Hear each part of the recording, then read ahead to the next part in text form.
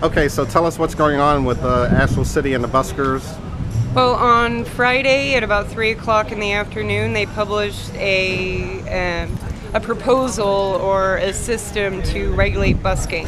The proposal or system, when it was published, was not forwarded to the Asheville Buskers Collective or any of the other buskers involved with busking here. But at the last moment, we pulled it together and we made a really good showing, and we got to speak our part, despite whether or not they wanted us to be involved. We feel as if it's extremely important for us to be able to discuss these plans with the city, because the plans are extremely detrimental to us and could completely crush busking and put some of our local businesses, and meaning our buskers, because we are businesses, out of commission. Some of these ordinances are putting us in extremely small boxes where not a lot of our bands and or performers can fit in at a lot of the major areas, which is going to push more of our bigger bands who are then struggling to stay in Asheville, which is already so expensive, to be working in different spots that are less conducive to their bands, and creating more issues with traffic, more issues with handicap ramps, more issues with crowds. Well, they're trying to limit our freedom of work and play, and the size of who could perform and the bands and stuff, and they put a lot of bands out of business, put my band out of business. I have a 5-piece bluegrass band, and we can't have that in the Triangle where it's the busiest place to busk. And there's a lot of other bands. There are great bands that people come here from all over to see. Like Abby the Spoon Lady, I came here to see her initially to the city, and so many other people I met came to see her, and her band would be out of business with this new ordinance. And he'll be out of business because this is supposed to be a 100-foot rule now. It'll be one act, and then one solo act without a band, and then nobody within 100 feet, and he's just a very quiet act, as you can see. And he wouldn't be allowed to share the same space, even though it's a symbiotic relationship. You know? Mm-hmm. And they're not taking that into consideration. And showed a lack of respect on their part, because they kind of just whipped this together last minute. Not last minute. They were working on it for a while, a very thought out plan of why they should limit the busking spots. But they mentioned it last minute to us, and then we had to scramble. We had 2-hour notice. We scrambled to get there, and they're like, "Oh, why is everybody all pissed off?" Yes. They could understand that people were passionate about this, and they're literally it's like getting laid off. Like a bunch of people just getting laid off from a company.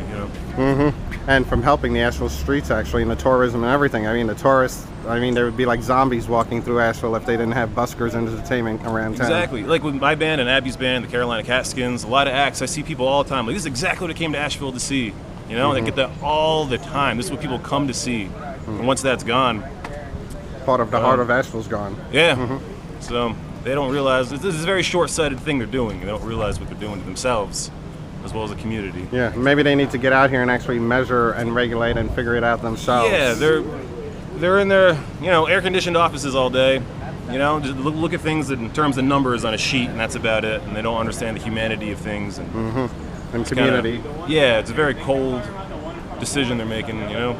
Yeah, hi, I'm Summer, and I read tarot cards right over there in Pack Square. And the proposed ordinances would effectively put me out of business because they only want to allow one performer per 100-foot radius in Pack Square, and that is where I perform, and they're not really considering the effect of having a musical performance and then having a non-musical performance right there, because I really don't draw too much of a crowd.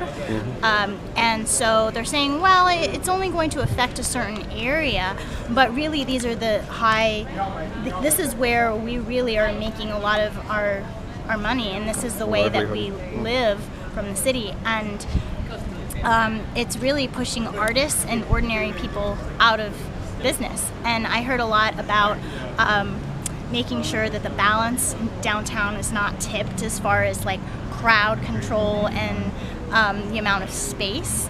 And to me that's really sad, because they're sort of targeting buskers and ordinary people for being around and taking up a lot of space and drawing crowds, when really the problem is a lot of hotels and big businesses coming in and not providing work for the people who have been here for a really long time. And infrastructure, city infrastructure, sidewalks, better walkability areas. Right, and that needs to be looked at, and I think that the city really needs to look at a lot of other more important issues like affordable housing and that kind of thing. You know, I've been here for almost like 10 years now, and you know, I work with kids. I'm not able to work full time because I work because I have an autoimmune disorder. So I get paid very minimally working with kids, and this is the way that I can supplement that income and like actually be able to live here and make an impact in the community, because this is very much my community and I want to make it a better place. You know, and I feel like tarot reading really helps people. So I'm really distraught about the whole thing.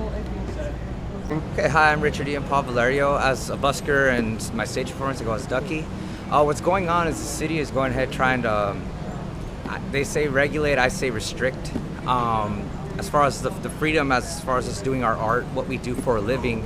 Me, I'm a veteran. I'm a disabled veteran. This is my job. This is what I can do physically, you know. If they push that out of here, I'm gonna be moving from this city like I did my last city, El Paso, where they made dumb mistakes by, you know, basically pushing out the art district and then killing the city financially. Because all these shops, especially at these big hot spots over here, these businesses like their buskers there because it draws a crowd. That even though that crowd's drawn, they go and eat, you know, things like that. So it's a win-win for the businesses and us as a busker as a business as well. You know? Also, the whole selling CDs thing. As a musician, the only way you can get music out, especially here being a tourist place, it's like buying a souvenir. Hey, this is how it is here in Asheville. It's great. This is a culture, and they're trying to change that culture. You know, and I could see the city dying if they did that. I mean, I don't want it to be El Paso again. So, and I moved here only 2.5 months ago, and I feel strongly for this city. So. We feel like there needs to be more discussions and talks between the buskers and the city, because as of now there hasn't been any. We've had a couple of folks showing up to singular meetings which did not discuss this plan whatsoever in the past. We've also had police officers showing up to our meetings, but no complaints or anything have come from the police officers when they could have discussed these things with us so that we could have been proactive in handling the situations ourselves. But instead, we weren't allowed to because we didn't even know that the issues were there or the complaints were there. At hand, exactly. Right. And it's a whole lot easier sometimes when you're up in an office to put ordinances instead of being actually out there on the streets and knowing exactly what's going on. Right, and we're everywhere. There's no excuse as far as like not getting a hold of us. We're easy to find. We're all over the internet, all over the streets, everywhere. We're on the radio. You can find us. It's not hard to find us. So if the city came to you guys with asking for a solution and some help, what are some of the things you may say? Well, first we would need to discuss audible buskers versus non-audible buskers so that some of our statute acts don't get pushed aside. When you have a situation where a lot of the bigger buskers meaning larger in space or bands, are going to be being put in spaces where singular buskers were, and now those folks aren't going to have a spot to go. And that also means the statues. So if they say that there can't be a busker within 100 feet of all the other buskers, then those statues that set up near, or the tarot reader that sets up near the musical acts, would be completely out of a job. Yes, and could you just imagine like Asheville on a Friday or Saturday night, or any night pretty much, without buskers and entertainers on the streets? Well, right now, as is, if this ordinance were to be put in place, my band would be out of business, several other bands would be out of business, and so would a lot of the human statues. And it's really, really sad, because these are our locals that matter and count. And we're proud of us, and we feel like the city should be too, and they should be helping us. And if somebody wanted to support you guys and back you guys up, they can find you on Facebook. What is it? Asheville Buskers Collective on Facebook, or you can email us at ashevillebuskerscollective@gmail.com. We feel like a better system can be handled not only through these discussions, but also through proper city planning and maybe helping us create bigger spaces and more spaces for our buskers to be, not just restricting the ones that are already there. I came to Asheville because in my hometown of Hendersonville, they put us in these little boxes and became really tight regulated, not fun thing. So Asheville is still free. It was expressive, it was creative. That's why I came here.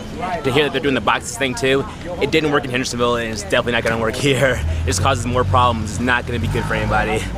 I'm sorry that happened to this town. Like, I came here to escape that, and now here it is here. It really sucks for me. It's kind of, it's literally is boxing up creativity. It is, and to me, you can't put music in a sound, in a box. You know, you're gonna hear it. There's no point in it. I'm sorry that it has to happen this time like this. You know, and I hope they change their minds. So we're not going to stand for it. And, they could try to do it the nice way. If they don't, it's going to have to be a problem, I guess. There may be busking, flash mobs, buskers going to jail. There's definitely going to be protests, you know. So Josh Newton, the handpan drummer, he had an idea of making little jail cells and putting them into the spots. They want a 3x4 spot you could busk in, which can't accommodate a band. So he wants to get a 3x4 jail cell and all the boxes, and everybody just stands in it, and that'll be the busking act, you know, which I think is a great idea. So that's the future.